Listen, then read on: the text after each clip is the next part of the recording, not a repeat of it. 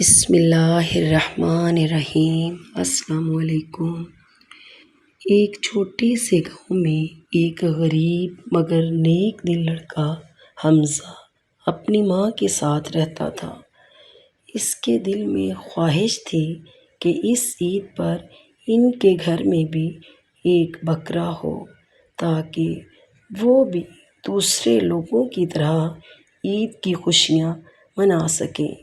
وہ ہر روز بازار جاتا، بکریوں کو دیکھتا اور خاموشی سے یہ دعا کرتا کہ اے اللہ، کاش اس کے گھر میں بھی خوشی آ جائے اور وہ بھی عید منا سکے۔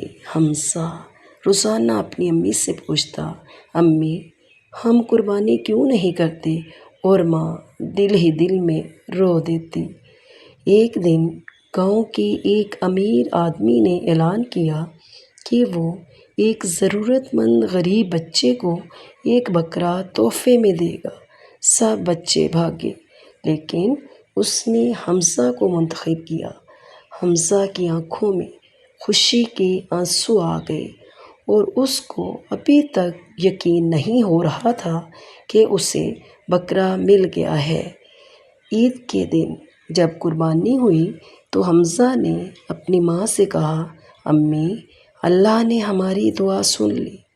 اصل خوشی چیزوں میں نہیں بلکہ اللہ کے شکر میں ہے۔